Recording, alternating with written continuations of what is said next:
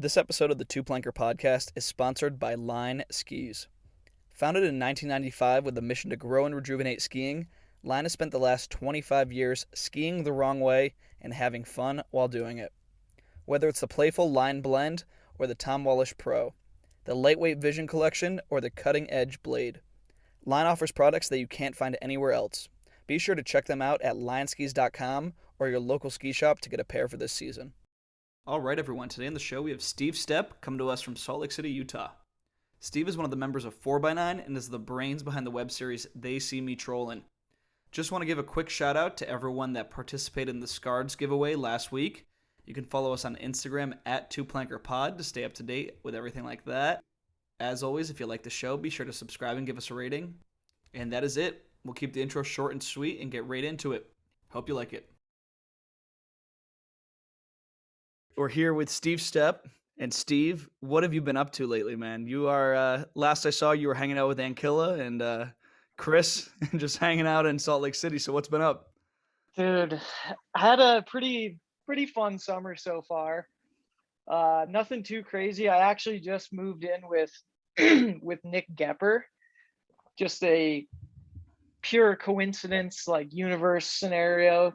He I won't get too much into it, but I got out of a pretty long relationship and was trying to get into looking for a new place. And I get a message from Goepper, and he was also looking to buy a place and get a roommate. Because he hits me up every now and then just to talk or hang out or whatever. And he's like asking me about rent and stuff, and I was like, okay, that's weird. So I was like, what do you care about rent in Salt Lake City? He's like, well, I'm looking for a roommate, and I don't know how to charge him. So I was like, hey, well, coincidentally, I'm looking for a place, so let's do it. And it was like a pretty fun coincidence, match made in heaven. And then we moved in together, probably, I want to say June 1st. So not too long ago. And we've been hammering away at the ski structures, mini ramp, trampoline, all sorts of fun land in the back. So it's been a fun summer for sure so far. Hell yeah. Yeah, and then so that was what I was wondering, because I didn't really see, have you guys been friends for a while, or was this something that's like more of a recent development where you guys are spending a lot of time together? Me and Nick Yeah, specifically. yeah. Yeah, so I've been friends with Nick for a long time actually. He's been a good buddy of mine. I'm trying to think of when he moved to Salt Lake, maybe, I can't remember, but maybe in the last like 5 or 6 years. Um, but yeah, I asked him a couple of different times. I think he was in more than one of my trolling videos. And back then when I was making those videos, Nick was just getting so much shit from people on the internet for whatever reason, bad style or being too much of a comp jock. And it always kind of pissed me off because I knew Nick and he's just such a nice guy and such a hardworking guy. And so I was always like, please be in my videos, please, like, people would love it, like this shit would be so funny. So I invited him to be in a couple videos, and we just became friends from that. And I was surprised, honestly, because I was like, why, first of all, why would this like superstar be in my ski videos? But he was like super excited about it, and it was fun. So he's a good guy to have around, and he's always down to film skits and bits and stuff. So Yeah, that's sick. And I think the reason I couldn't imagine you guys really hanging out is because it really does seem like you guys are completely different skiers, you know? Like, I don't think it could yeah. be more different. Yeah, I mean, I've always like, I talk about this with Kiefer a lot, is that me and him sort of have a weird tendency of, maybe it's not weird, but it could get weird if you do it with the wrong people, but like always trying to see the best in people and understand people before like making value judgments. Because I think one of the shittiest parts about the ski industry being so small is that people make value judgments on the stupidest things, like, oh, he dresses like this, so I don't like him.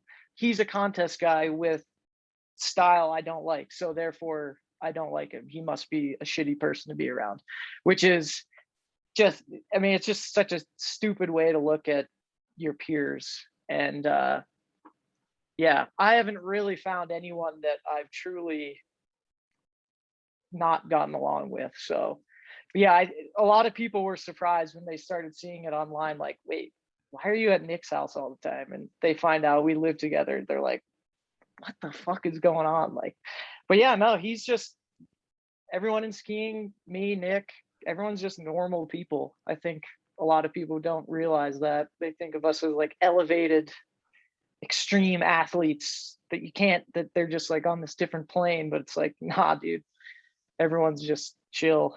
Everyone's fun.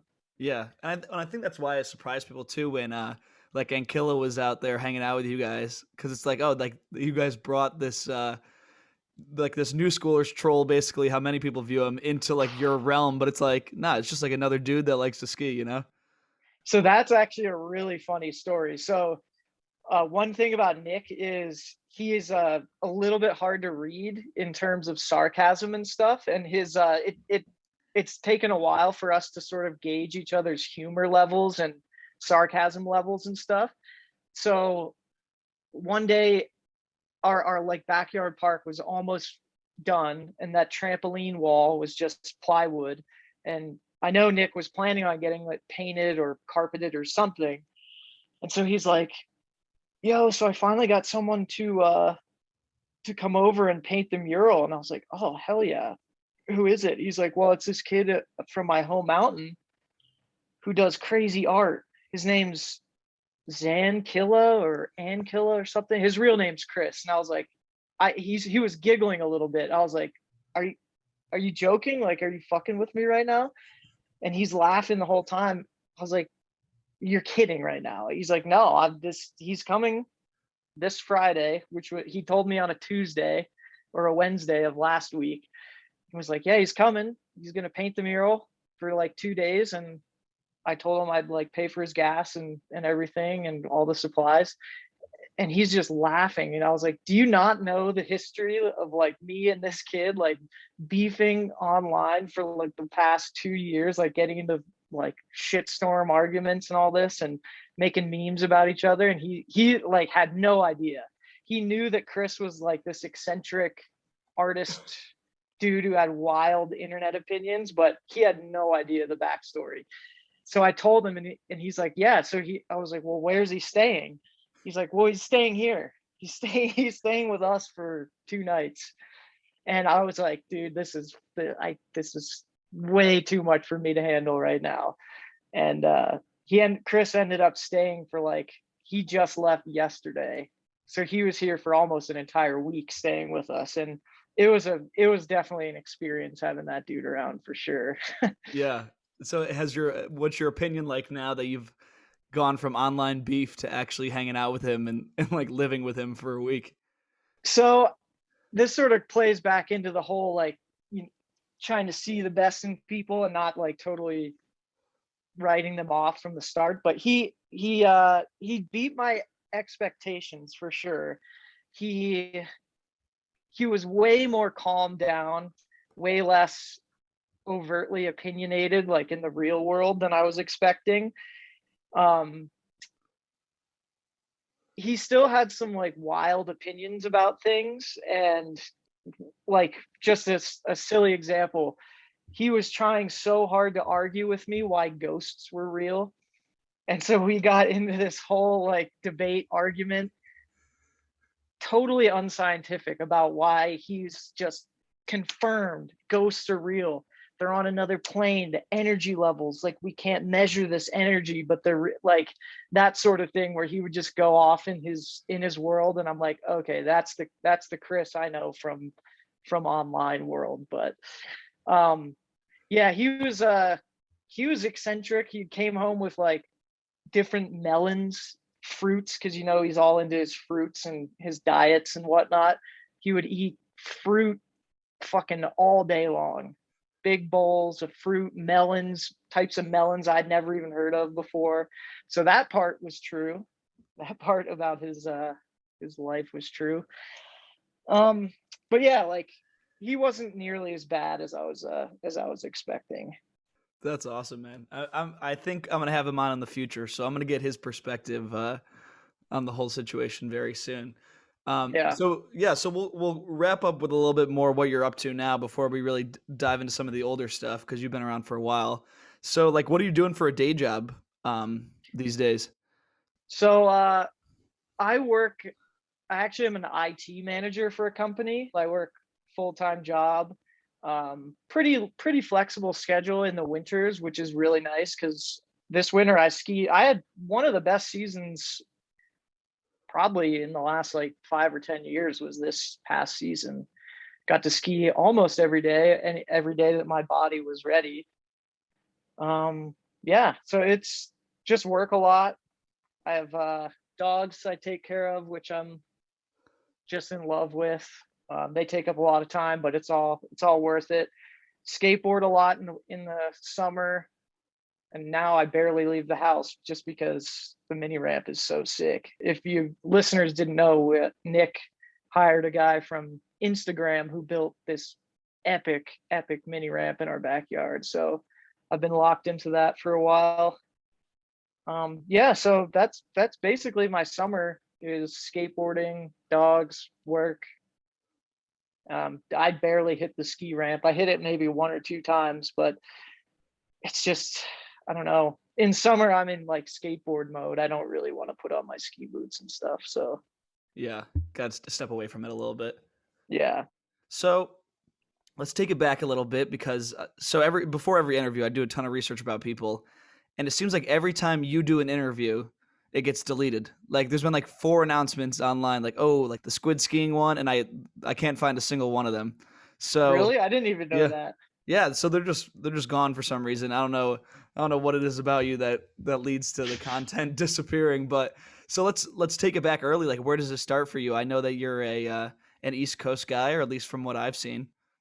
Yeah, so I grew up in Pennsylvania, central PA, like Amish farmland, small resort called Ski Round Top, which I'm sure people have heard by now in the ski world. I actually started skateboarding before skiing. Got into skiing pretty late. My Uncle Carl, he was a coach for the U.S. ski team, race team, like way back. I don't know, like 80s or 90s or something.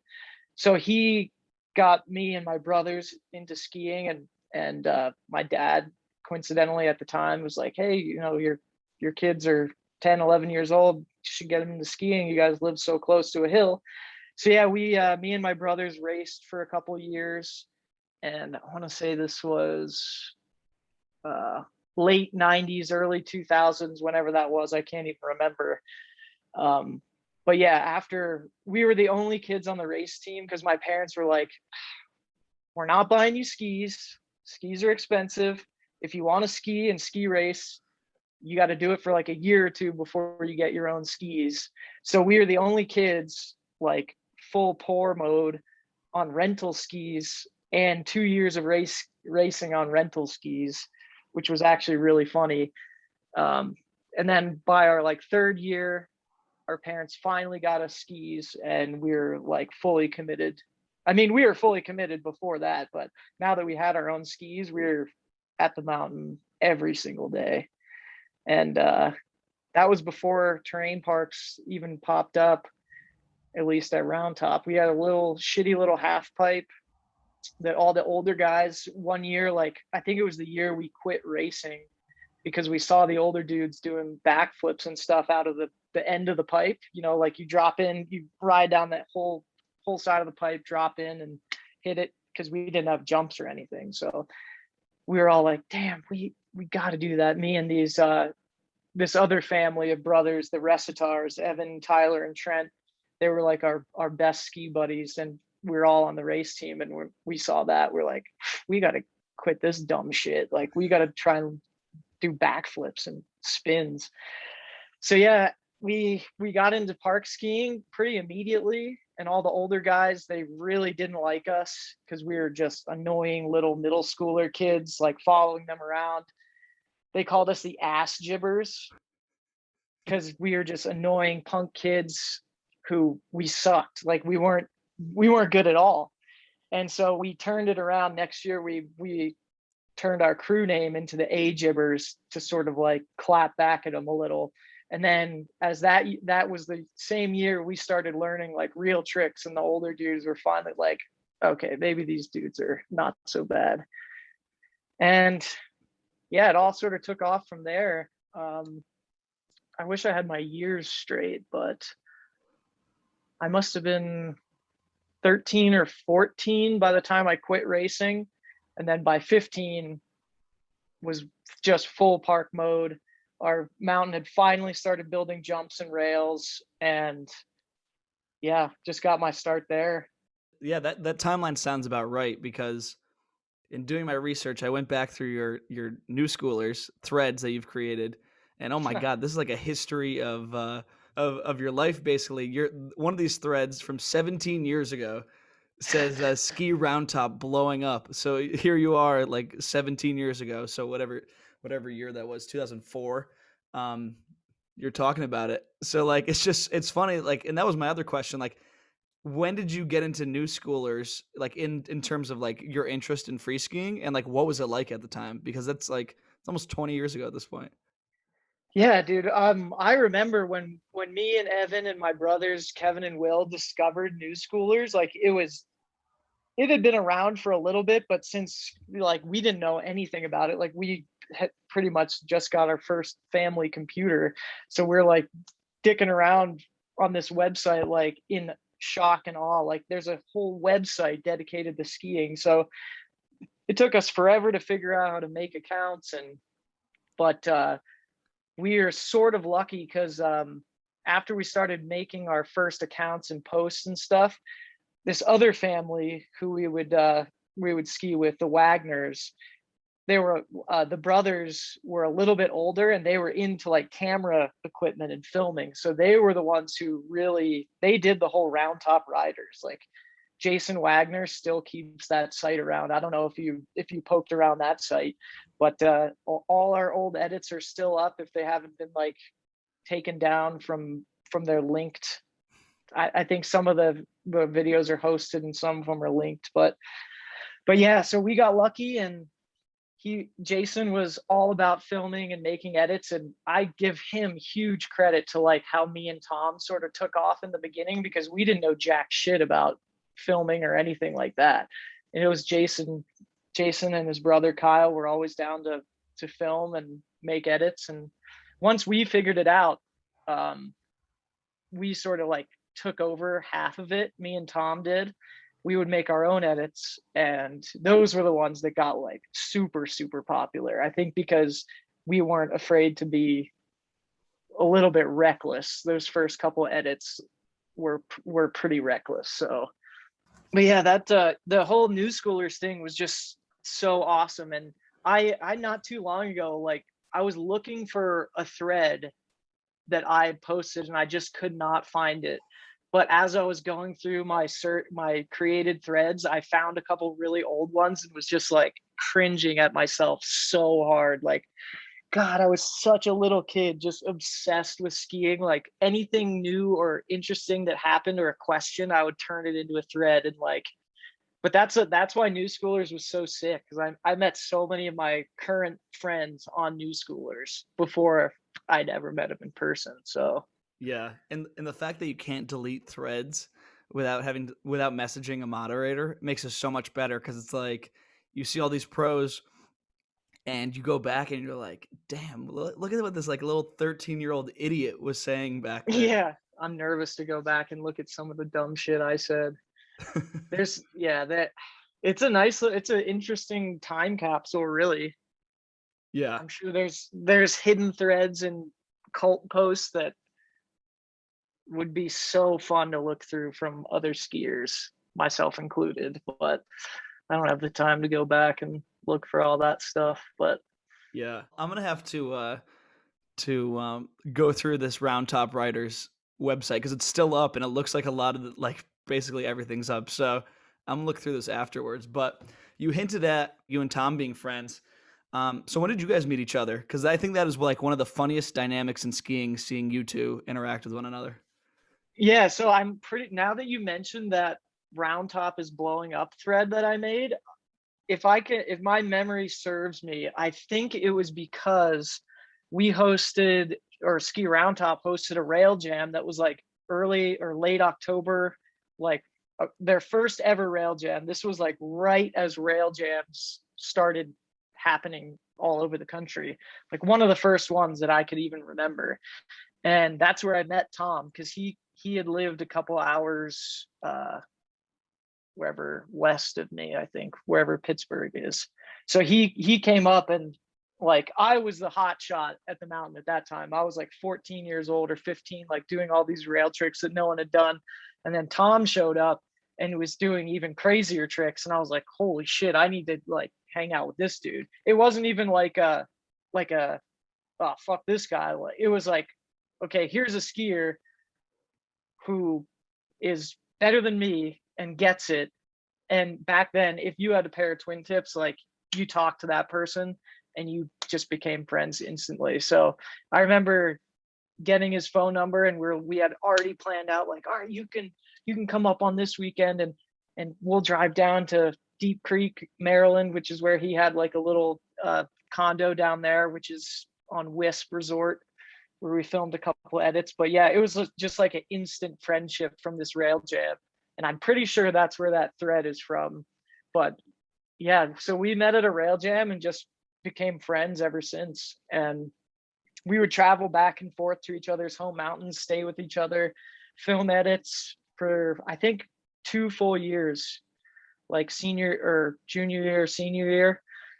And then by the time college came around, I was like pretty confused, because I was like, what? I just want to ski really, but I know I had to go to college because I needed a backup plan. I mean, pro skiing wasn't even really in my mind. I just wanted to go ski and see what would happen. And I called Tom one day. I was like, where'd you go to school? Like, are you applying to colleges? He's like, yeah, I just applied. I got into the University of Utah. And I didn't even think, I was like, wait, why Utah? Can you even ski there? And he's like, yeah, dude, there's like the sickest skiing here. And then I remembered he filmed this Park City edit. We tried to plan like a double family vacation at one point in high school, and it never worked out. I filmed like a stupid Tahoe edit. I think it was called something about Tahoe being beat because our trip sucked so bad. And Tom made this Park City edit, and I didn't even realize Park City was in Utah. So I was like, all right, I guess I'm applying to Utah. So I applied to the U and got in, and we decided to room together. And in Utah, the dorms are all set up in different ways. So, but Tom and I were on one side of the dorm and shared like a middle section bathroom with two other guys. This kid, Kyle Lucas, the gold suit dude from the 4x9 videos. I had met him maybe once at Ski Round Top, but not more than like, oh, hey, here's a kid from Ski Liberty or something. And then Rich Fahey was a Freezing Point 32 kid. I don't know if you know what that is, but that was like a legendary film crew from Perfect North Slopes, like where Goepper and Zankiller and Chris Laker are from. So me and Tom would go to the Vermont Open, and we had met Rich there. And he was just this short, meaty dude who hucked so hard. And we were looking for another suite mate because we wanted to live in 4 people we knew skied. And there's a funny little backstory that Kizza just loves smoking weed and video games, and he hit me and Tom up, and we're like, yeah, we're rooming with each other. I can't remember which part came first, but he had reached out to Rich because he knew Rich from Newschoolers and was like, hey, you want to live together and go to the U? And Rich was like, yeah, sure, man. He's like, okay, cool. You like smoking weed and playing Xbox? And Rich was like, I don't do any of that. But it worked out anyway. So yeah, we all became just like super close friends from there. And coincidentally, living in the dorms, we had met through Jeff Kiesel, who was one of our first internet friends. I'd met him through other ski contests traveling around on the East Coast. He was there the day I moved into the dorms. And he's like, all right, Tom, Steve, I got to introduce you to these guys. They call themselves 4x9. They're from Vermont, and they're fucking crazy. And so just coincidentally, they were the same graduating year as us, same college, same dorm.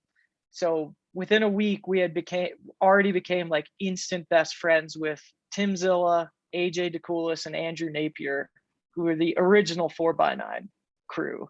So I don't know how it worked out, but it was just like cosmic coincidence how we all met each other and formed what most people think or most people know 4x9 is from that college crew. And that's so crazy. Like you see like that 4x9 is like one of the biggest, like most influential like freestyle crews. And it's so funny that you guys were just like a bunch of like punk kids that just met in like this college dorm randomly. Like there's nothing particularly special besides the fact that you guys were good at skiing, but you're like just same place at the same time. Yeah, total coincidence. But a lot of people ask like, oh, when did you and Tom start 4x9? And we have to be like, dude, we didn't start 4x9. They started that like years before we even met them. Yeah. And what'd you think of the name? Like, cause they obviously made the name when they were probably like 14, 15. So now you guys are like 18, 19 and you're like, yo, what's we 4x9? fucking loved it. You loved it. You took to loved it. When we found out about it, we were like, cause we all loved like the same music, hip hop music and stuff. We just thought that was the most gangster shit ever. So we had no complaints about the name. We're like, that's the sickest name ever. Yeah, that's fire. And so, I mean, this might be timeline jumbling, but were you the Green Goblin pre-college, or was that like once you started riding with all those guys out west? I was the Green Goblin pre-college. Actually, which is another misconception. The people see that green and blue Burton suit, which I had a lot of footage in from Park City, like my first year of college. They think that's the Green Goblin suit. That's not actually the Green Goblin suit. The first Green Goblin suit was a full like matching green jacket, matching green pants, like no color swaps or anything. But that I'm pretty sure I got that nickname either from Evan at Ski Round Top or maybe one of the older dudes, or maybe it came from Newschoolers. I can't remember, but yeah, the Green Goblin name came before college. I remember one of our first weeks of college, the University of Utah had these things. I forget what they were called. They were basically like sanctioned parties for new college kids to go and like meet people, and like there's music and stuff, big outdoor venue. And that's where after we had met Andrew Napier and the 4x9 guys, Andrew was like, wait, you're the Green Goblin? I know you're the Green Goblin. And Tom, that's the Pretzel Man. So yeah, we had gotten those nicknames before. I mean, that just shows how influential 4x9 is. Like all these timelines are all mixed up and people think they came later in our careers, but a lot of stuff happened like before we even met these guys. But 4x9 was just very, very influential. Absolutely. I mean, yeah, it like goes without saying that it was sick. So like you meet all those dudes. What were those early days like when what people know as 4x9 came about? Like you guys just get straight to the mountain, straight to filming stuff. Like when did you start saying, hey, let's make some full length movies. Let's be serious about this. So yeah, I don't know exactly how it started, but this is another like stroke of luck for anyone looking to get into like having a crew pop off. You really just need someone if you're super passionate about skiing and filming and stuff, you need to find a filmer who's passionate about making films. Because we had AJ was still is an incredible skier. People don't know that. He hates to be filmed. We have like a running joke where we're just, anytime we can sneak a shot of AJ, we have to do it, because some days he'll be like hammered filming, and then some days he decides to ski and throws down like the craziest tricks with the best style, but he just doesn't do it. But having a dedicated filmer like AJ, who was like, he set out from the beginning, like that fall, we're like, well, let's make our first like full length movie. And so that in September, I remember this, September 16th, 2006 was the first snow in Utah. We had hit the trailside rail in Park City, which is like it's knobbed now, but there's super famous rail. Corey Vanuler, he did a pretzel on it. I think he was the first dude to ever do an urban pretzel that was on trailside rail. So we all went up and hit this handrail. Littlest amount of snow, but we were so excited because that's why we were in Utah. We were there to ski. So we skied on September 16th, and we started making our first edits from there. A couple more edits like from September and October. I think one of the edits was called Late September Edit, which is actually, I think, the first edit that really triggered a lot of people, because this was the first like super well-known 4x9 edit. Tom was mouthing off, like telling people to go fuck themselves, like calling out other Newschoolers members, and we were all just being so belligerent and stuff. But the skiing was like ahead of its time, even in September, on like stupid features. So I think that's what kicked us off from the beginning. So we were just in the beginning just so belligerent, partying all the time, filming all the time. And after those first couple edits, we're like, well, we're just going to commit and make a movie. And it worked out. Look it up. Yeah. So at the time, were there other big ski crews, or like what was the scene like in terms of the media landscape at the time and like putting out content? So really the only other, well, I should probably bite my tongue here, but the only other one that I can think of that was like comparable was Stepped. So the Martini brothers, Stepped Productions. I know Kyle Decker, who now films with Good Company, like Tom's filmer. He films with AJ now. He did, I can't remember if he was still he wasn't doing full length movies, but he was a pretty prominent Midwest filmer at the time. Trying to think if there was any other like up and coming full crews. Not really, not that I can think of. I think it was just us and Stepped. Mm-hmm. Like what were you watching for ski movies, if anything? Level One. Mm-hmm. Yeah. Long Story Short was like the first movie we were like, okay, we need to like seeing Corey Vanuler's segment in Long Story Short, or Shanghai 6. But yeah, we watched any movie except TGR, because those are the most boring fucking sleeping pill movies you could possibly watch. But yeah, anything that had park skiing in it, we were watching it, and we were at the premieres, because Salt Lake had a huge movie premiere scene, which is another sad thing that sort of died in our sport. But like every year, October, November, big movie premieres. And, you go party, get hammered, watch the new ski movie, watch maybe Hornbeck drops new footage that no one's seen before, or Wiley Miller drops footage you've never seen before. So it was just this whole scene where we watched everything. Yeah. Like you guys were like really like one of the first amateur film crews, basically, from the sounds of it.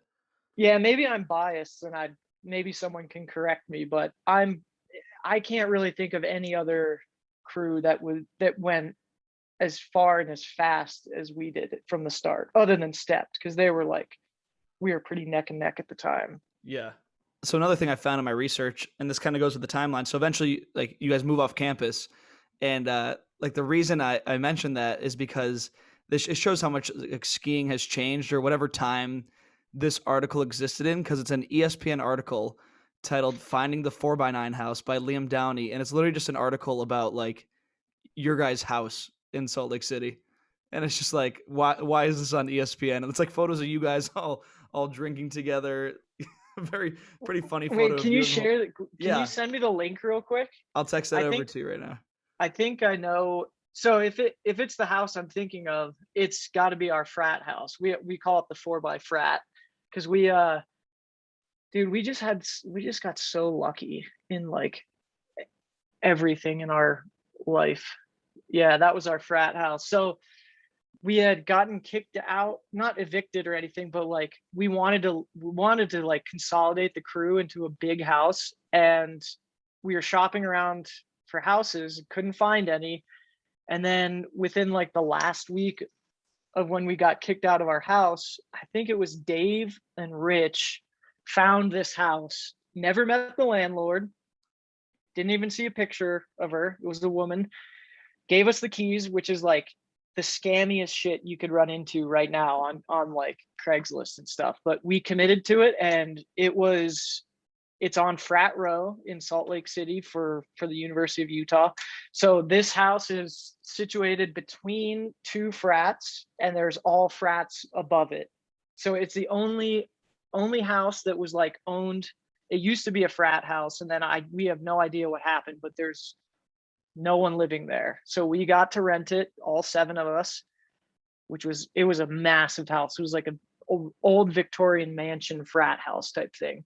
So that was like the 4x9 house heyday. Like we would have huge fucking parties at that house, and all the other frats and sororities around us, they called us the Snow Bros, because they were more than half the people in Utah don't realize how sick Utah is for skiing. So like all the frats and sororities were like, they were like mesmerized by us. They were like, first of all, why is there this crew of gangster, like fake gangster looking kids getting blacked out every single night? Not every single night, but we did party a lot. But like it was just hilarious to live in between two frats. And I'm gonna see if there's more pictures up here. Yeah, if you scroll down, there's some really funny ones. Oh yeah, there's Youngzilla. Yeah, that was a good time. Yeah, we used to host these parties called 4 to 9 parties, where after skiing, we were like, you know what? Instead of partying till like 3 a.m., let's just start the party at 4 and end it at 9. So we would have 4 to 9 parties they still went to 3 a.m. So it almost was worse for us, because we would start at 4 and still go till like 2 or 3 in the morning. But that was a staple of the 4x frat, was the 4 to 9 party. Yeah. But that house was so sick. Did you get other pros coming through the house? Because like you're right in Salt Lake City.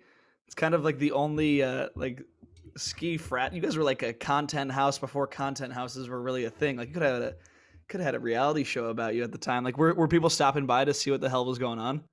Yeah, there was pretty much anyone who was in Salt Lake City would come to the house. Like Henrik lived with us for like 2 full seasons, I want to say. And he was so young at the time, but he would he stayed with us. I remember having parties where like the big pros at the time who we looked up to, like TJ Schiller, Wiley Miller, all these dudes who were like filming the sickest stuff that we watched growing up, would come through. And yeah, it was popping. It was fun. I wish I had more names to pull out of a hat, but yeah, everyone was coming over. It was dope. That's so sick. And so you said you guys had that house for 2 years?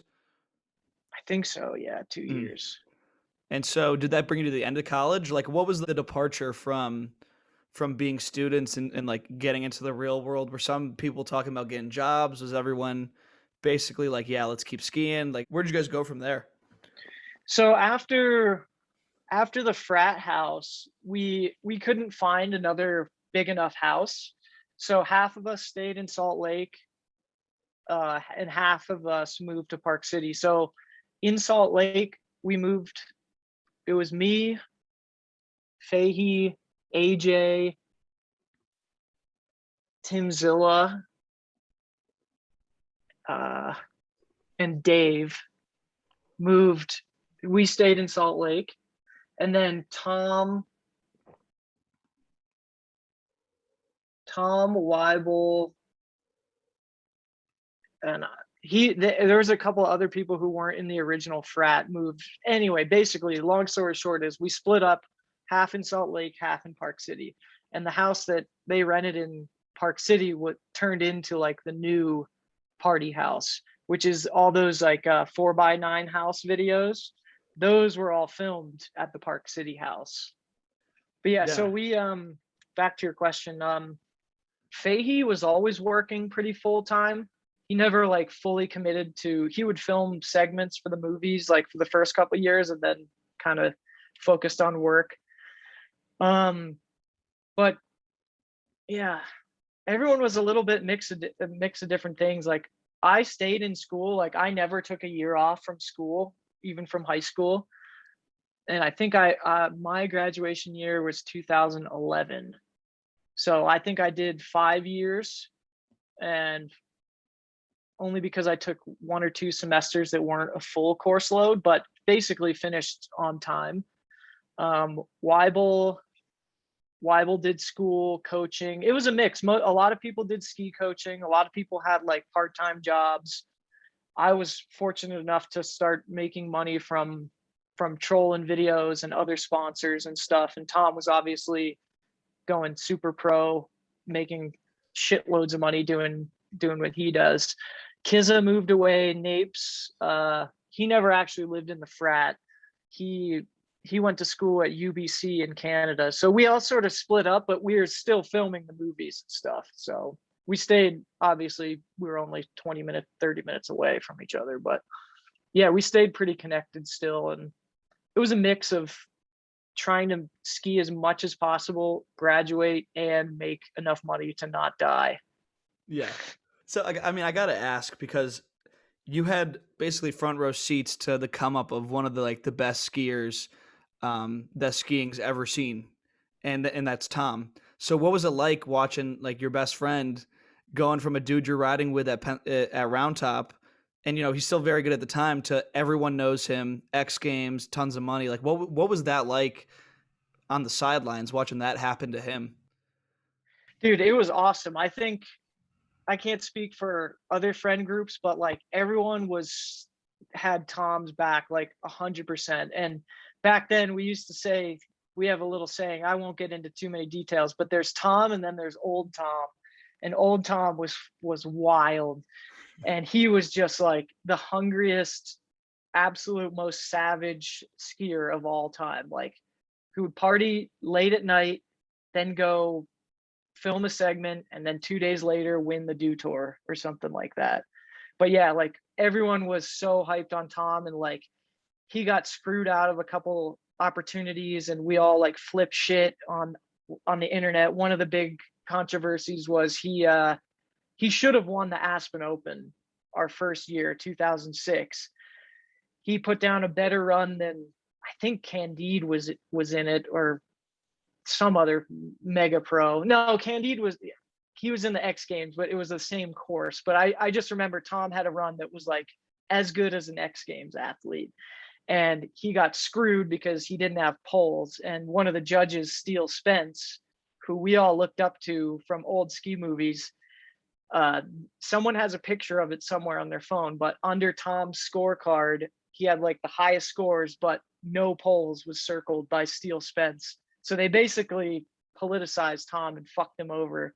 But that only really just set his career back by like half a season, because the next season was when he just proved everybody wrong and still skied without poles. But dude, it was awesome watching him blow up, because like it helped us too, because we had our ski crew. We were pretty decent skiers, belligerent, making waves and skiing. But then we had Tom, who was like elevated and winning everything. So yeah, we all supported Tom and like went to any event we could, to if it was in Utah usually. But yeah, it was sick. It was awesome watching him do it. Yeah. And did that, like, when you were younger, because Tom's pulling in a ton of money. I don't know if it ever like got into the six figures at that time, but did it give you like a warped perception of what was possible in skiing? Were you thinking, oh, there's tons of money, like look at Tom. Tom's making money. Like I could probably keep pursuing this and make a shit ton of money too. I wouldn't say it gave us any warped perception, but I will say there was way more liberal use of money towards skiing, because skiing being on the cusp of being in the Olympics, it started really blowing up. People started understanding that there's action sports outside of snowboarding and skateboarding. So it was really popular. Companies were eager to give money. But we knew, Tom, like we knew from the start, like there's not many people, even to this day, maybe like 15 to 20 skiers on the planet making that kind of money. So it didn't really trigger anything to be in our heads like, oh well, if we do this, we'll be making 100K. Like we knew that it was a rare thing for someone to be making that much money. Yeah, like you knew he was special. Yeah. Wow, that's crazy. What were you guys thinking of, like the Stepp crew at the time? Because you guys were both like thug ski crews, but like you, this is just my perception. I feel like you guys were always had like a little bit more fun attitude about the whole thing. You're like, yeah, we're thug, but like it's kind of a joke. And then you look at Stepped, and they're like, yeah, we're thug, and it's like, I think they're committing crimes like off camera. You Yeah, know? like they took it too seriously. Yeah, they I think that was just their like editing style. Uh, And they always went for like the epic, like groundbreaking, like we are we are the I don't want to say like put words in their mouth, but like we're just this epic crew. And I don't know, we always wanted to throw the fun silliness, and I think that was a lot to do with Napes. Napier always had this like comedic editing style, and so he was always quick to throw in the comedy and the partying. But yeah, I don't know, just different styles, I guess. totally, But yeah. yeah, I heard a lot of people saying like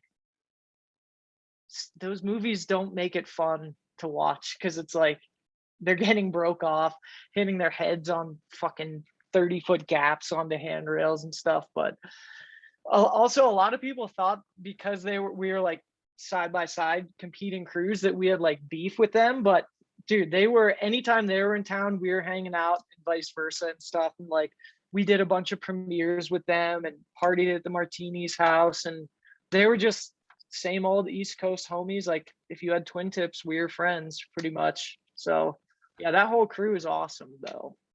Yeah, I'm stoked to see they've made it out and they're making a lot of money.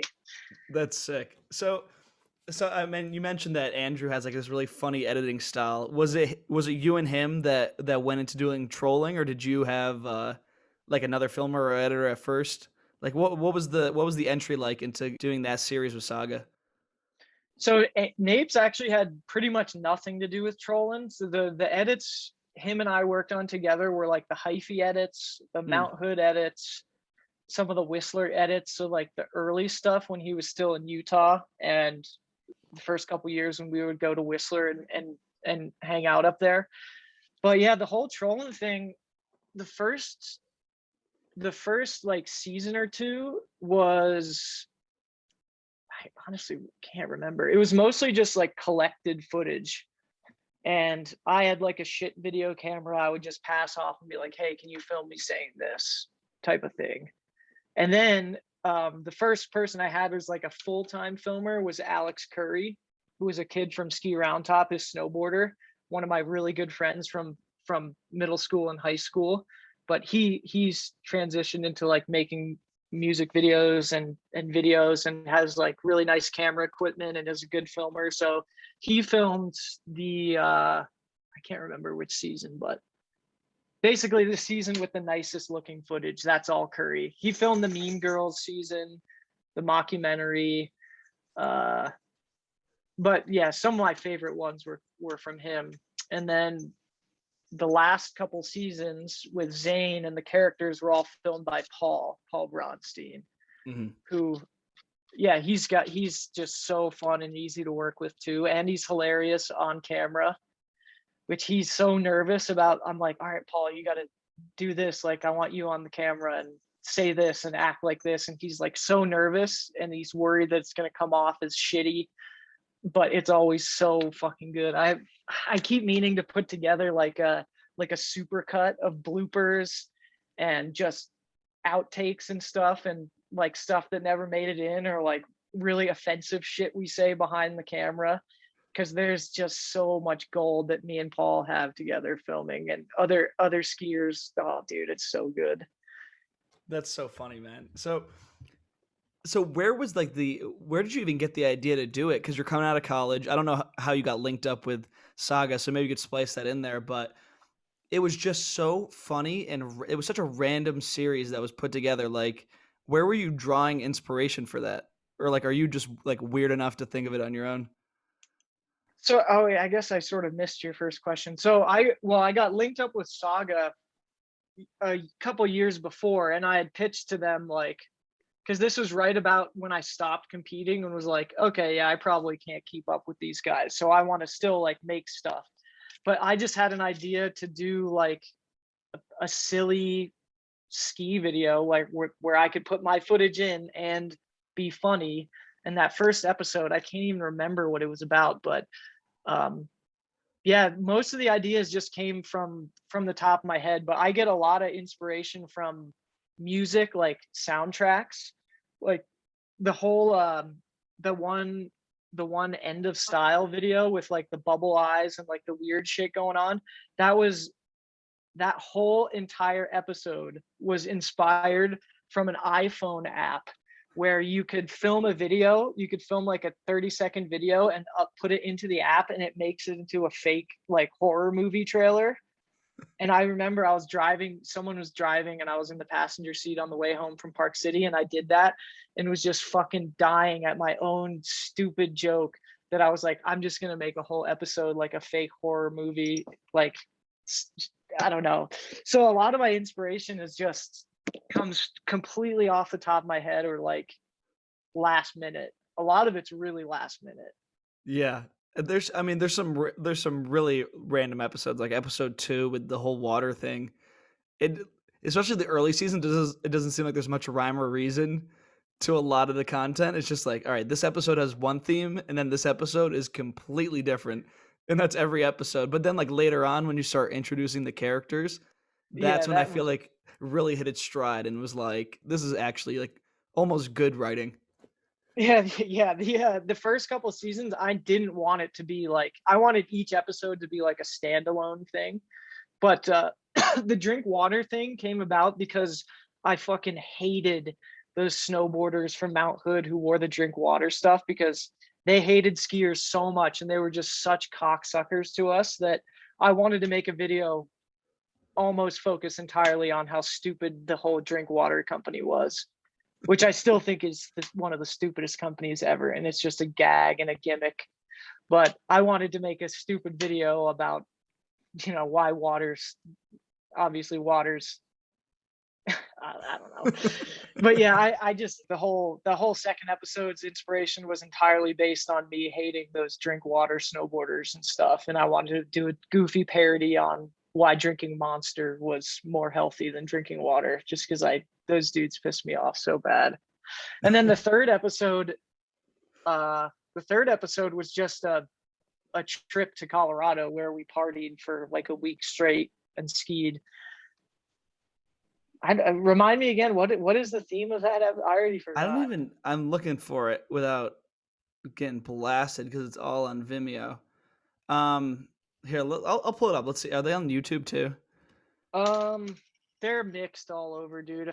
Let's So see. many of them gotten deleted and reposted. Like my view counts are just so skewed. There's at one point like all these foreign sites, like Japanese and European sites, were like re-uploading my stuff and getting like hundreds of thousands of views, and I can't find them anymore. So like if I were to make like a pitch deck to a sponsor and be like, "Hey, look how many views I'm getting," I'd have to like find these obscure links and put them all together and like tally up the views. But it's just so it's now I don't know how to do it anymore. I mean, I just sort of gave up, but I thought that was kind of a shit thing to do because now I have no metric of like, because I know a lot of these videos are getting like hundreds of thousands of views, but I have no way to like prove it anymore because they're just scattered. Should have done a better job of that. But like Saga was the one running, which was good for me, but like running my videos off their YouTube channel in like a nice cohesive environment, which was great. But once they get re-uploaded and like out of my control, then it just became a nightmare. Yeah. Sometimes I go back just to like watch them for fun, and it's like putting together a puzzle. Like, okay, we're going to go on Newschoolers to watch this one. All right, the YouTube audio is cut out for this one, so let's try to like find one of those foreign sites. You asked what episode 3 was about. I just skimmed through the whole thing and I can't even tell you. It's like I think it's just a trip to Colorado. You get surgery at some point, and I think you like make fun of a girl. Like, and I think that's the Oh yeah. episode. Okay, yeah. I get amateur syndrome or something. That's when I got surgery on my finger. So earlier that year, I was skiing in the spring, and I did a switch 7, like high mute, no gloves, slid my hand up and like pretty much cut my finger off, and I sliced the nerves to the bone, so like I couldn't feel my finger, and my doctor was like, you should probably get surgery on that to reconnect the nerves, or else you're just never going to be able to feel your finger again. So that's what I remember. Alex Curry filmed that season too, because he was the one who I convinced the hospital to let him in the surgery room. And I was like, can you just take me out in a wheelchair and like let him come and film me and fuck around? But yeah, that's what that was about. I'm gonna have to go back and rewatch these. Dude, honestly, if they were all compiled into one place, it'd be great and just really make it easy. Because like I'm looking through it now, and you have like 4 seasons of doing this, and it's all different titled stuff. But like, just to pick out some of the favorites, how did you think of the Zane Cushman bit and the Abraham Cain? Are you just like anything that you feel is topical? You're like, screw it, let's make fun of it. Let's throw in an episode. Like, is that just how you went about the whole thing? Yeah. So the whole Zane, it was actually a 2-piece to the whole Zane thing, because it was actually becoming really stressful. So one of the episodes, called Corporate Pressure, is my least favorite episode of all time. It's my most half-assed, procrastinated, like in my opinion, my worst work I've ever done. But it was based in reality, because Germ, the guy at Saga, was like, I had deadlines and stuff and I couldn't think of anything. And so I used the deadline as the joke, which is super meta, but that's why it was shorter than everything else. That's why there really wasn't a lot of thought put behind it, and just like crazy editing. And like, I'm still super disappointed in it, but it's always interesting to hear some people are like, oh, they love that episode. And I'm like, what the fuck is wrong with you? Like, it's dog shit.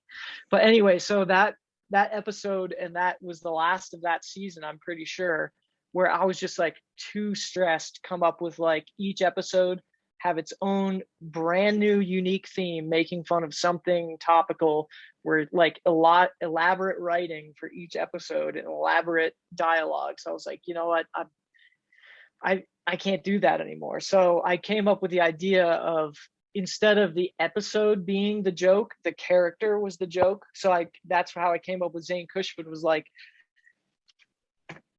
come up with your stereotypical piece of shit, like punk pothead park skier, and the jokes would just write themselves. Like, the behavior is the joke. So almost all of it, almost every episode of those 5 episodes is all improv. Almost every single episode is improv, with the exception of like the sit down interviews, where I would loosely script something for Paul or something for Napes. Almost everything else is just like off the top, just acting like an idiot. And this is sort of a side note, but like Zane uses the word all the time, and I get criticized a lot for that. And I do wish I would have bleeped that in the episodes. Like, looking back, I probably should have bleeped it. But people criticize me for saying the word in general, but without realizing that like I'm playing a character, like showing you that this is what happens. Like, people speak like this in skiing. Like, I'm not just making this up for the joke. Like, people legitimately say this shit. And then it comes out a few years later that the Fagan brothers get canceled for speaking exactly like that. And so I just thought it was like a bit of irony, where like, I'm trying to show you people, like, this Zane character is supposed to be this amalgamation of like park skiers doing and acting this way, and no one believed me until it happened. Yeah. So I always thought that was pretty funny.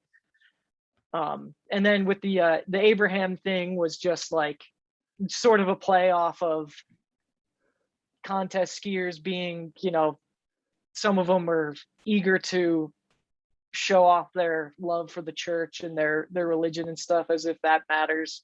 So he was supposed to be this like right-wing contest jock who has no style. And I mean, obviously everyone knows the jokes there, but that one has some great outtakes that I could do a whole like side video of just Abraham outtakes of saying like the most fucked up stuff. So do you ever get, like, apart from that one specific incident, do you ever get criticism for like who you're making fun of? Because, like, you know, the Zane Cushman one, it's like, whatever, who cares? You make fun of like dirtbag skiers. But like with the contest skiers or the girls, are like, are you ever getting pushback when you release those? You're like, hey, you shouldn't make fun of those people, man. Like, Not really, dude. Like I was surprised. So like the biggest internal controversy was when I filmed and edited the Mean Girls episode. Saga was like, dude, we can't put this out. Like they didn't want to release it. And I was like, dude, just chill. Cause they never like give me any rules. They're like, just don't say the N-word and don't say, you know, like bigoted stuff, which I wouldn't have done anyway. But those were how loose my rules were. So I was like, dude, I mean, this is my video. Like, I don't want to change it. I think I changed one or two things at their request, but they were so worried, rightfully so. Like now I probably couldn't release that video now. Like you would get canceled so fast. But they were so nervous about that video getting released. And then it happened and I was like bracing for impact, like waiting for people to write articles and threads and people getting pissed on Instagram. But even the girls skiers at the time, they loved it. They thought it was hilarious. They thought it was a good joke. Like they took it on the chin and stuff. And I was almost disappointed that no one said anything. So the long-winded answer is like, not really. No one really like complains, yeah, or tells me I shouldn't be doing this, that, or the other thing, which is kind of refreshing because it just, I always sort of saw myself as the guy who, like, the punching bag, industry punching bag. Like I'll say something that other people are not going to say, in you know, speak for the community sort of. And that's why I'm surprised no one like came forward and was pissed off about any of those videos. But I don't know. and it's not like these videos existed in a time that was like like they're like mid 2010s. But it's like the videos you're making weren't even that far removed from how people think today. So it is really incredible that like that no one came at your throat and was like, you cannot blah blah blah blah blah. Yeah, and I always, my philosophy from the start was never, my two personal rules were never make fun of someone like specifically or maliciously. So like I wouldn't pick on, you know, a Met or someone. Like I wouldn't just target someone and make jokes about them specifically. And anyone I do make fun of specifically in the videos, it's always with their permission. Like Gus is in my videos, Amet's in my videos. Like I always get permission. Like I would never just drag someone without asking them or like giving them a heads up. And then my other rule was like, treat everyone, we're all in the same industry. I'm not going to give anyone preferential treatment on who gets made fun of and who doesn't. And that was like the underlying philosophy behind the girls video was like, why can't we make fun of them? Like these are things people talk about all the time on the chairlift. If I made a video, what's the worst that could happen?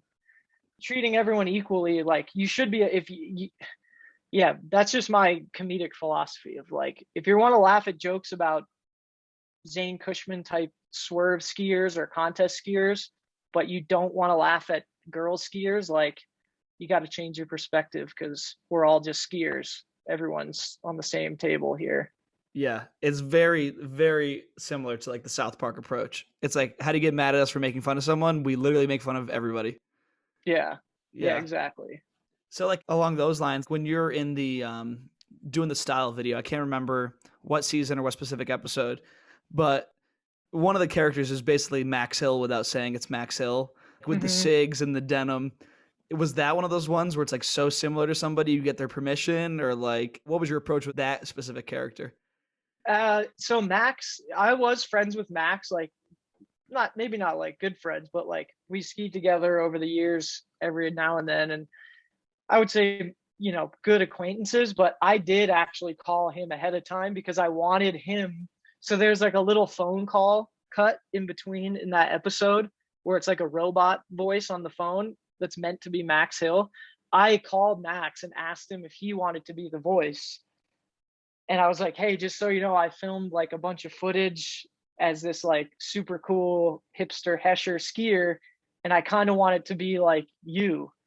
Would you be down to like speak on behalf of yourself in this video? And he's like, nah, I'm not. I'm not.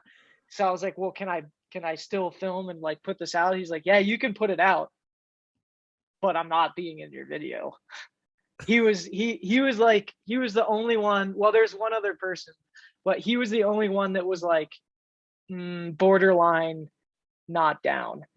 But he did say I could, make fun of his style, but I didn't even like really make fun of him specifically. It was more of like that general Hesh aura. Yeah, totally. So before we get to when they ended, because I'm sure there's a whole can of worms to open with that. Like, what were you doing for money during this time? Like, you're just out of college. Are you doing like a straight job during the off season and then like making these videos in the winter? Because I'm assuming these videos weren't like paying the bills, right? Yeah, it was like I'd say more than half of my income was coming from skiing, like Saga, Budgets, J, Spy. And then I was working like part-time jobs, like customer service jobs. I worked like a really shitty IT job. So it was like a mix of both. And then obviously Windet like filmed two or three full episodes at Mount Hood while I was coaching and making money up there, which was like a really great way to offset the cost of the videos and stuff. But that's another one that got buried was the snowboarder episode. That's on Vimeo somewhere. That's one of my favorite ones. That's the one where I came up with the stab snowboarders thing. And I hired a guy to do the voice. That dude, his name is Landon. I hired him off of KSL, which is like our local Craigslist. He has so many good voices. I have some really funny, like just B-roll shit of him like talking about Trollin and Steve as like Gandalf and Christopher Walken and all these funny voices and stuff. Yeah. Oh my God, man. There's so many little gems in here and so many things I'm probably missing that could be dissected. But like what most people wonder is what ever happened to the series, because it's pretty much dead now, right? Yeah. I mean, it pretty much is. So there's two sides to why. One, it's just a lot of work. And I mean, I still like pushing myself to do, because people think I just do the funny video, but I do actually try like each video to do something new or push my skiing to, make it watchable for someone who just wants to see skiing, not just because a lot of the times like showing them the comedy stuff, if they're not like really into skiing, they're not going to know what the fuck I'm talking about. They're not going to get the jokes. So like having the skiing is important. But so it just gets harder without a filmer. So what happened was Paul, who filmed those 2 seasons of the Heart of Skiing, which is like the Zane Cushman stuff, he ended up getting a pretty full-time job, and he didn't get a Park City pass. And that was the year Woodward came out and in Park City, and it fucking sucked dick the first like year. So we missed like a whole season there.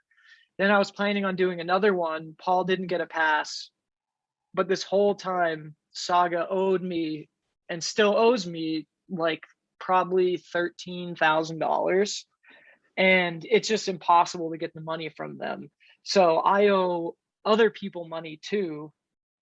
And so I don't want to be like, hey, I'll pay you XYZ if you want to help film my video or do work for the video. And then, which is what happened to Paul. Like Paul's so cool about it. Like him and I are really, really good friends, and we work so closely together that he understood. I was like, dude, he knows I'm not bullshitting. Like they owe me a shitload of money, and I owe Paul a bunch of money too, which I can't pay him because I don't know. But yeah, the whole dealing with Saga has been kind of frustrating. They, yeah, that's a whole thing. Like I was thinking about making like a doing something speaking out about it, but like a lot, this is the first time I've like publicly come out and said that. But they owe me so much money that it's like, why am I going to make a video that they're going to directly benefit from? Mm-hmm. So I've had to bite my tongue on that for years, but that's probably the main reason, which sucks because Trollin started out as like a passion project that really took off, and now everyone knows about it. But and everyone, dude, I still get messages like every day. When's the next episode? When's Trollin? When's it coming out? And I'm like, I feel bad because I'm like, dude, I want to make one too, but it's just fucking hard. No filmer, no money. Like, I hate to be the guy saying I don't want to do it because I'm not getting money, but I mean, at this point, it matters. Like, I don't know. So I was thinking about coming out with that information and maybe doing like one last. I do have one full episode written up already that I think would be like a great send off. It wouldn't be with, it'd be, I can give you a brief synopsis, but it wouldn't be like the Zane Heart of Skiing stuff. It would be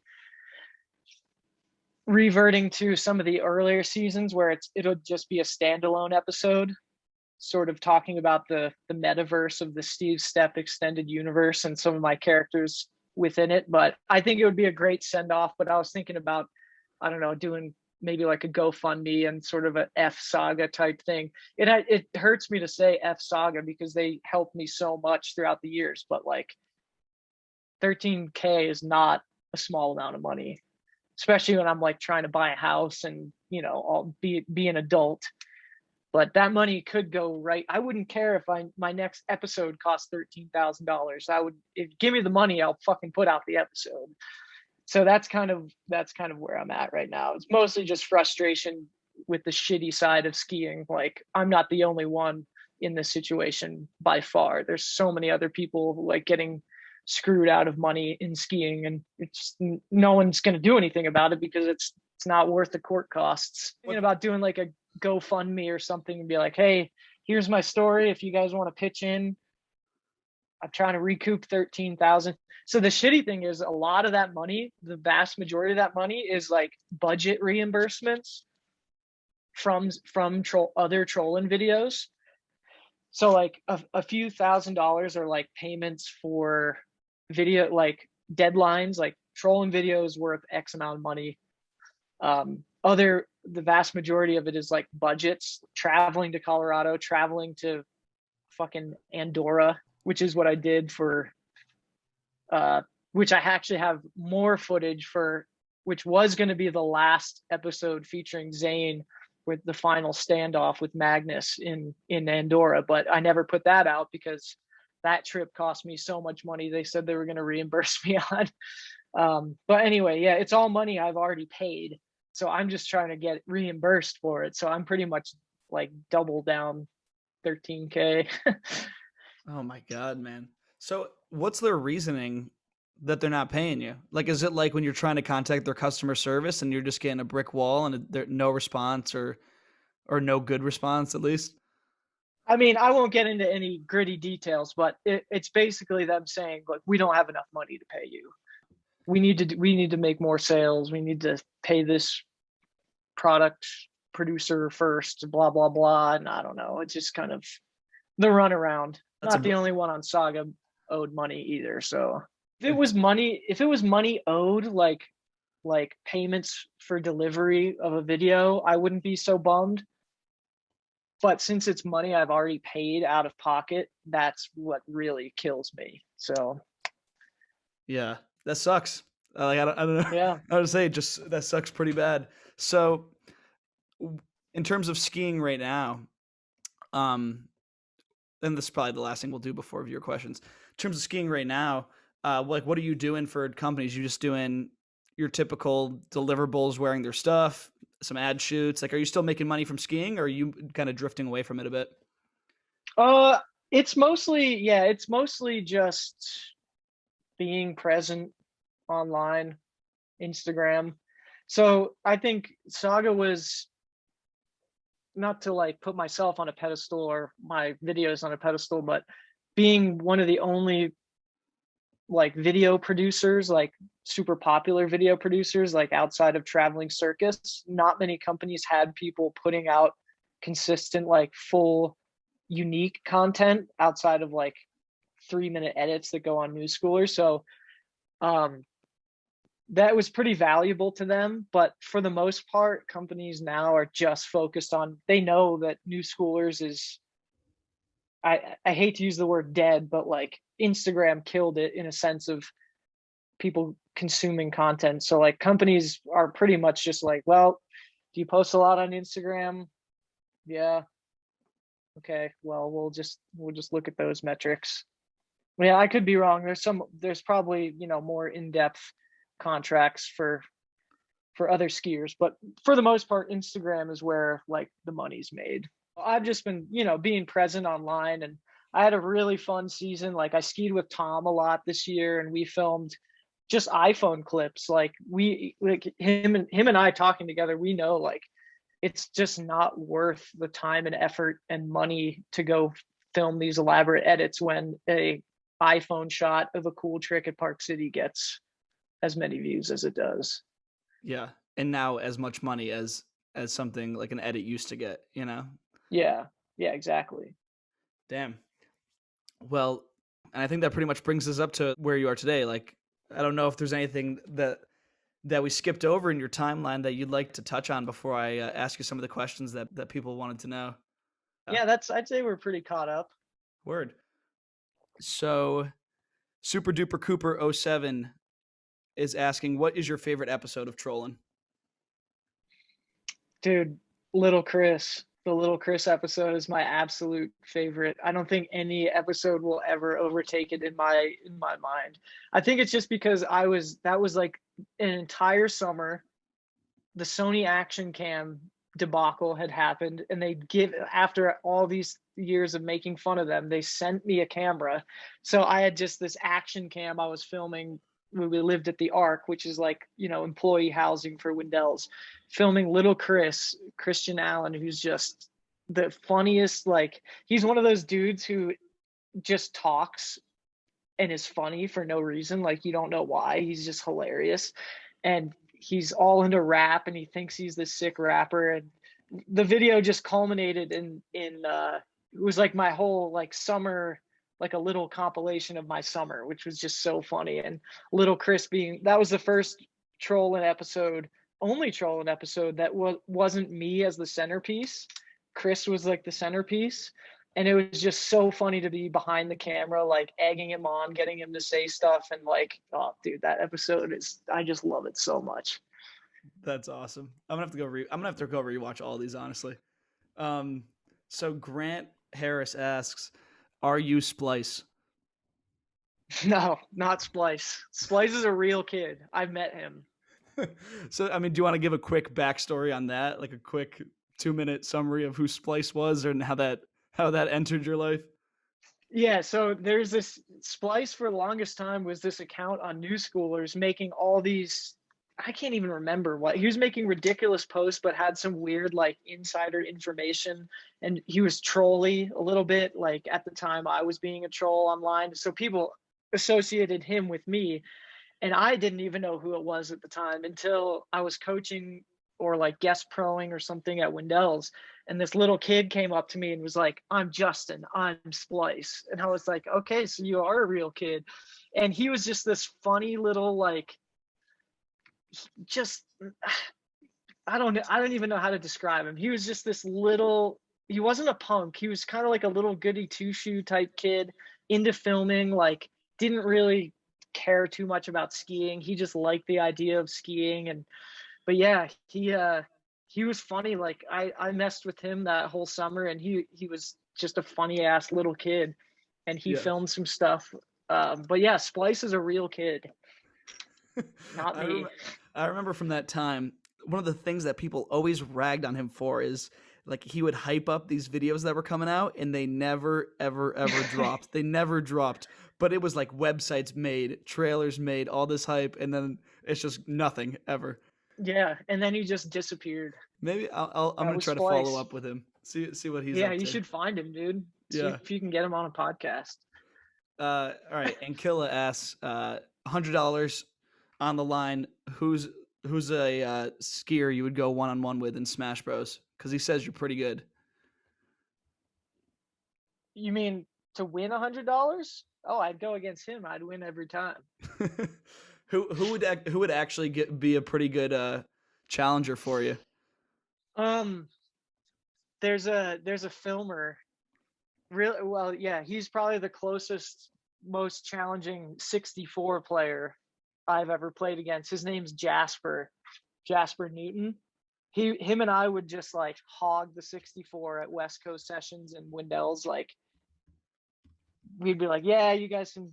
We'll play some 4-player games of Smash, but when you're done, me and Jasper are going at it. So we would go at it pretty head to head. But yeah, he was my 64 rival. I don't really have any ski rivals for the later iterations of Smash, but I'll put Jasper's name on that one. Word.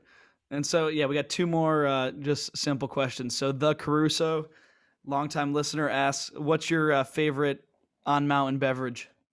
Man, it's probably Red Bull. Hate to be the disappointment for the monster heads out there, but yeah, I'm a Red Bull guy. And Oh, we're I gonna actually don't really like if he was expecting like an alcoholic answer, I don't really drink and ski. And I don't smoke weed. Also, people think I smoke crazy amounts of weed to come up with these insane ideas, but I don't smoke weed either. So, fun fact about yeah. Steve Stunt. Actually, probably the most I've drank in my whole like ski career life on hill would be this last season. Woodward, like at night after work, was like the sickest, most fun, which was surprising because Woodward sucked so bad 2 seasons ago when it first came out. And then this year was like a 180. Woodward was so fun. And we would go after work and have like 1 or 2 beers and ski and hit the deep slush because it was like 80 degrees. But so I guess I shouldn't say I never had beers on the hill, but I only just started having beers on the hill after work. There you go. And then Shoeman, I mean, a lot of these questions were already answered throughout, and believe me, there's plenty of where is the trollin' episodes questions. But Shoeman asks, "How are your popcorn lungs?" I also hate to be a disappointment here, but I'm off the sauce. September 2019, I kicked the jewel. Wow. So the popcorn lung is fully healed, unless it comes back in a bad way somewhere down the line. But yeah, poor Cushman's off the sauce. I might have to get back on my bullshit though. Word. Yeah. So I think that's the end of the viewer questions. I mean, really, a lot of them were answered throughout. Some people didn't appreciate your joke about racers being gay. Yeah, no, so when actually another fun fact is one of my good friends is Skier Man, who's like the most hated person on the entire internet.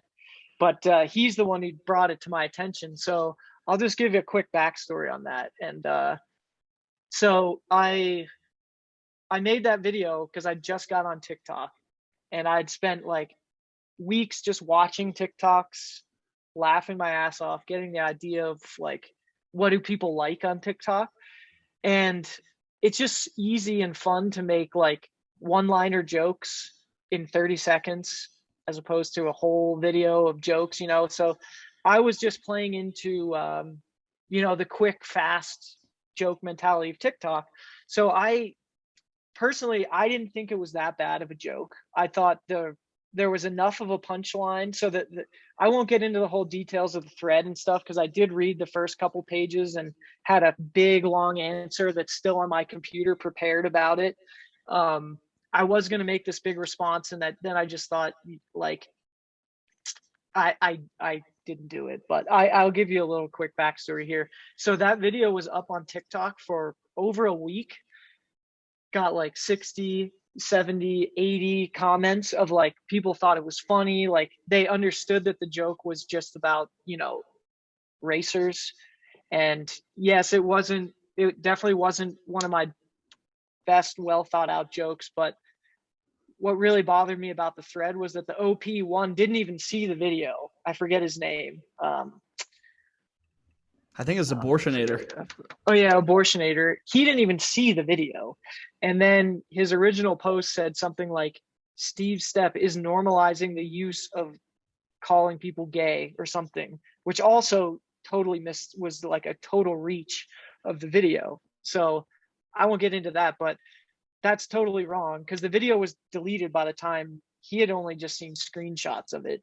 So it was up on TikTok for a week. Like people thought it was funny. There was no like backlash or anything. So I was like, okay, I'll bring it over to Instagram because I just got on TikTok and I know people on Instagram usually don't have TikTok. So I had it up for like 5 hours and most people thought it was funny. There was like a handful of people who were like, okay, not cool. Like, you know, this is offensive and all this stuff. So I took it down and I had some conversations in my DMs and stuff. And I was like, damn, I really just like, this was like the first joke in my whole 15-year career of making jokes that really made me question, like, did I really, I mean, I must have fucked up. Like, cause I've never, ever had to like question, I've never deleted anything in my whole life. I've never deleted posts. So I was like, damn, did I really fuck up? So then maybe it was the next day that thread popped up and Skier Man told me about it. So I read through it and I was just like up all night. Like I literally did not sleep that whole night trying to like worrying about what people thought and like what my response would be. So I wrote up this whole thing addressing like people's comments and Abortionator's original thread. And so before I posted it, I wrote like maybe a page. And then I decided before I post, I'm just going to reach out to some LGBT skiers that I know of. So I won't say any people's names, but I DM'd a bunch of people who are like, not just rando skiers. They're like, you know, pro or, you know, semi-pro, I guess you could say, skiers or whatever you want to say, people who are in the industry. So, and friends of mine. So I was like, hey, I know you're in the LGBT community. Like, can I ask you a candid question? Like, totally, I want you to speak from the heart. Give me your honest answer. I don't care if you can rip me apart. I don't give a shit. I'm just going to send you this video. You tell me what you think. So I did that to a bunch of people and I got some pretty insightful responses. Some of all the ones I talked to, only one of them, which was my longest conversation, was with a guy. And he was like, he wasn't overtly offended by it, but he was like, you know, lecturing me on why he changed my perspective a bit and why it would be offensive to the community and all this stuff. So I ended up doing like a couple days of research with other people and gauging people's responses and showing it to people in person, like on my phone. And the majority of the people who saw it in person, like I would be like, hey, watch this video. Tell me what you think, like honest opinion. And almost all their reactions was like this. Like they didn't understand like why it would be offensive or that it was even that funny. So I think that's why I was so mixed up about it, because it was just such like, and people were like, this is such a poorly thought out joke. Like, it's just like the worst punchline, like come up with something better. And I'm like, dude, have you ever been on TikTok? Like that is the nature of TikTok, is to come up with the stupidest, shortest one-liner, like quips and jokes. But anyway, back on topic, like I did have my perspective changed. I changed some of the set lines and stuff in my write-up, and I do honestly realize why it's offensive and stuff. But on the same note, I do think it wasn't as black and white as the abortionator was saying. That one, if you're entering the realm of comedy, even if it's something like a TikTok and people know my background, you have to understand, like, you can't just take a joke as he said a joke that I'm offended by that might offend the LGBT community. Therefore, he's doing this. Therefore, he's normalizing this bad word. Therefore, he is a bigot. Therefore, he's a homophobe. Like, people who make those jumps are just not thinking critically.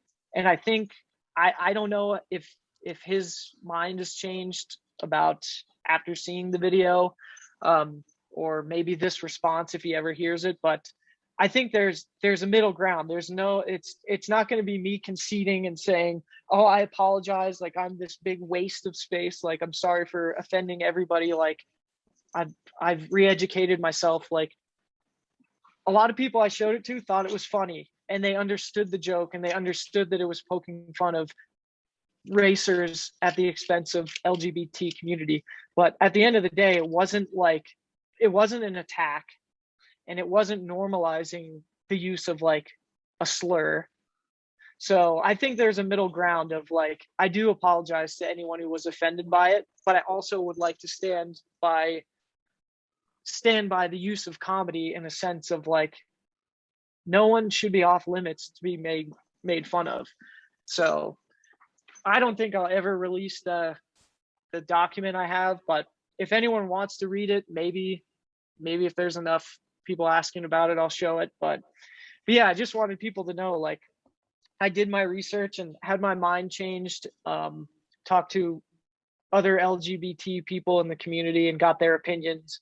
Largely was of their mindsets was, yeah, it just wasn't like that great of a joke, but it wasn't like earth-shatteringly offensive, and most people in the community didn't think it was that offensive. So I'm not speaking for everyone in that community, but because clearly there were people offended. But the greater point I'm trying to make is like, the people who know me on Newschoolers, especially like where I grew up and started my like career and my comedy on there, to turn that fast on me after like I've supported so many people on there, and just they've turned so fast and like ready to throw me under the bus for one bad joke, like one that I'm admitting is a bad joke. That was just like a dagger. Like, damn, you guys really, I don't know. Yeah. I was just disappointed in the community. Like, didn't even get a chance to really speak about it. I mean, I guess I could have made my response, but I wasn't expecting anyone to have like a thought out response to that. But and I was just sort of like, it was unexpected, I guess, to be turned on that fast. Like, especially people knowing like my comedy, my philosophy of like, I made a 15-minute video making fun of female skiers and somehow managed to do it in a way that wasn't like,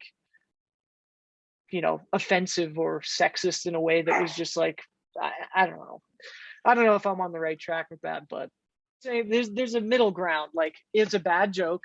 I wish that it didn't turn into a massive threat on Newschoolers, but I actually haven't even read past the second page because I don't want to read past it. So, and I don't want to revisit it because it really did fucking bother me. Like, not that they wrote the thread, but that maybe I had done something like fucked up, and it really made me reconsider like what I post online. And actually, now that I remember why I was mentioning why there was like 50 or 60 or 70 comments on TikTok, and so I only mentioned that because of the people who got outraged, not a single one in 80 comments on TikTok, but within like 20 comments of Instagram. To me, I was expecting, if any platform would get outraged, it would be the younger like Gen Zers who use TikTok, not Instagram. And so I was thoroughly surprised that it was Instagram users and like the older generation that got as offended as they did. So that was the only reason I mentioned like the 80 comments thing, was like, and that's why I was so comfortable in the joke and bringing it to Instagram, because I was like, well, if no one's offended here, then it's going to land on Instagram for sure. Yeah. Damn. But man. I was wrong. So it's tough. But the other thing is, like, I don't know if you spend any time on TikTok. Like, tons I of time. think the tide is shifting in terms of like humor based on, immutable characteristics like race, sexuality, things that like most young people in the young generation know that like you can't change your skin color, you can't change your sexuality, so it's okay to make fun of it. And I think that's actually a really, really popular sentiment on TikTok, and you see that a lot. Like, there's some really, really funny race humor on TikTok, and some really, really funny humor like making fun of everyone, sexuality, whatever, because they know that like everything's in jest. And if you're on TikTok, you're not going there to just outright trigger someone.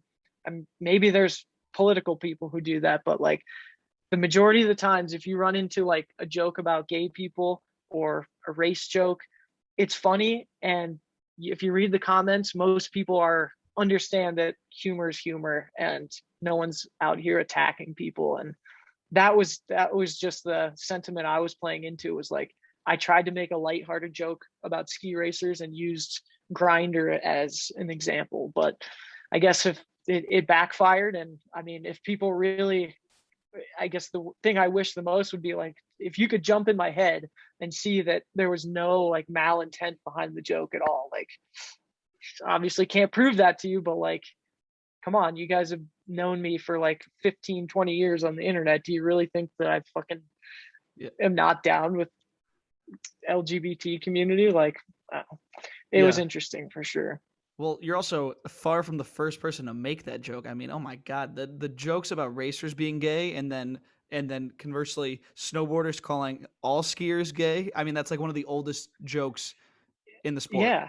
Yeah. That's the thing is that's not even jokes. They're just saying racing is gay or skiers are gay. Like they're just trying to be offensive. And I think that's the line that I wish like the OP would have seen, is like we've been around that sort of talk for so many years that maybe this my TikTok joke sort of blended in with that. But like I don't know.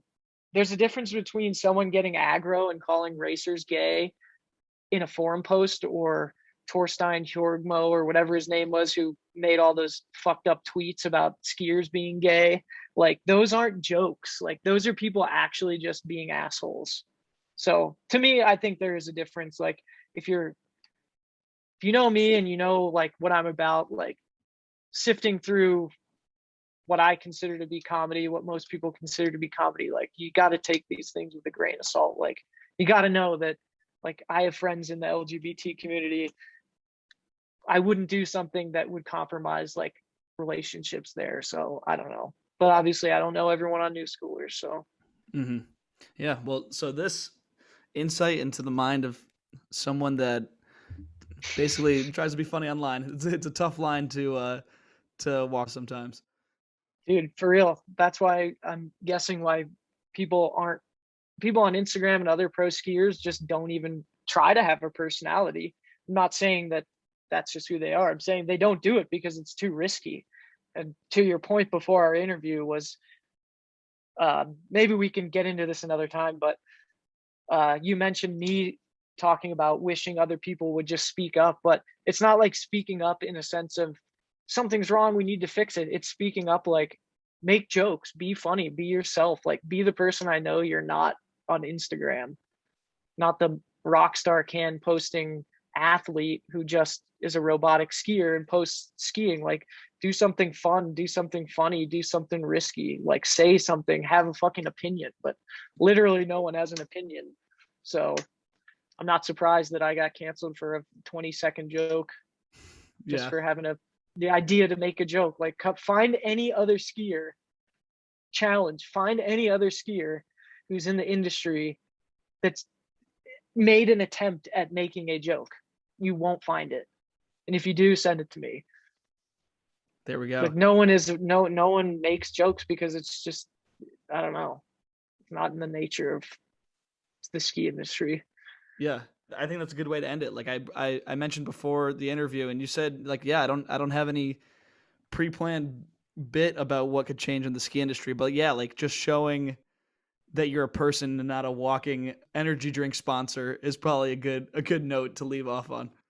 Steve, it was great talking to you. I'm very happy to have you on. I watched your videos forever, so this was fun getting to talk about them. Yeah, thanks, man. I appreciate it. Yeah, anytime, dude.